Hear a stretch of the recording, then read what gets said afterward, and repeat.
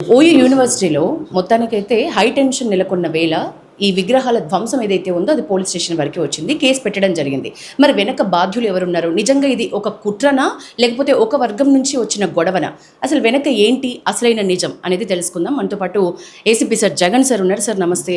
ఏంటి sir issue ఏంటి? పెద్ద గొడవ అయితే జరిగింది? లేదు, గొడవ ఏం జరగలేదండి. అంటే అది ఆ విగ్రహాలు భాస్కర్ అని మన వేదాంత్ అని ఇద్దరు పిల్లలు సాటర్డే నైట్ ఠాగూర్ ఆడిటోరియం దగ్గరికి వెళ్ళి పక్కకు అంటే జస్ట్ అక్కడ ఇక్కడ కల్చరల్ ప్రోగ్రామ్స్ అవుతూ ఉంటుంటాయి. అట్లాంటి సందర్భాలలో వాడిన తర్వాత అవి పక్కకు చెట్లలో పక్కకు పెట్టేసినట్టుంటే అవి తీసుకొని వచ్చేసి బాగున్నాయని చెప్పేసి దుందుబి హాస్టల్ ముంగట చెట్ల దగ్గర అతను అట్లా పెట్టినాడు. ఆయన యాక్చువల్గా కూడా ఏదైనా రూమ్లోనైనా లేదంటే ఒక చిన్న టెంపుల్ ప్లేస్లోనైనా పెడితే బాగుండే.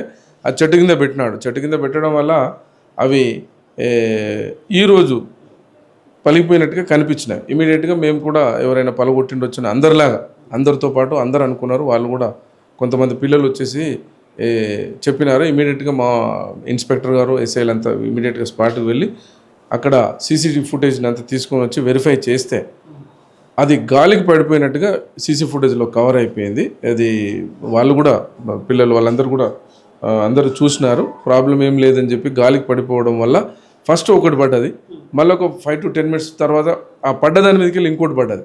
అది just I think plaster of Paris చేసినవి చాలా ఓల్డ్ కాబట్టి పెచ్చులాగా పడిపోయింది.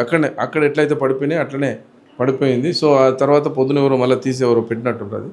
సో దాన్ని మళ్ళీ సార్ స్టూడెంట్స్తో మాట్లాడితే ఇంతకుముందు ఇట్లాంటి ఘటనలు ఓయూలో జరిగినాయి కాబట్టి మాకు డౌట్ వచ్చింది. ఒకవేళ జరిగితే సార్ మీకు కూడా ఇందాక మొదట్లో ఒక ఫ్యాక్షన్ ఆఫ్ సెకండ్ మనకు డౌట్ వచ్చి ఉండే అన్నారు కాబట్టి అడుగుతున్నా, ఎట్లాంటి కఠినమైన చర్యలు ఉంటాయి సార్ ఒకవేళ నిజంగా ఒకళ్ళు కావాలని కనుక విగ్రహ ధ్వంసం కనుక జరిగితే యాక్షన్ ఎట్లా? 100% ఉంటుంది. చట్టపరంగా ఏ సెక్షన్ అయితే ఉంటుందో అట్లాంటివి చేస్తే 80% వదలము. దానికి స్పెసిఫిక్ యాక్ట్ ఉంది, స్పెసిఫిక్ చట్టాలు ఉన్నాయి, సెక్షన్స్ ఉన్నాయి. 80% అట్లాంటివి చేస్తే మాత్రం వదలము. ఇంతకుముందు జరగలేదు. ఓయూలో చాలా ప్రశాంతంగా ఉంటాయి. స్టూడెంట్స్ వాళ్ళ గ్రూప్ మన ఇది పార్టీ అఫిలియేటెడ్ కానీ వాళ్ళ ఏదో ప్రాబ్లమ్స్ జరిగినాయి తప్ప ఇక్కడ మతపరమైన కానీ ఇట్లాంటి విగ్రహాల ధ్వంసం ఇట్లాంటి సంఘటనలు దాదాపు 10-15 ఏళ్ళ నుంచి అయితే జరగలేదు. Right, thank you.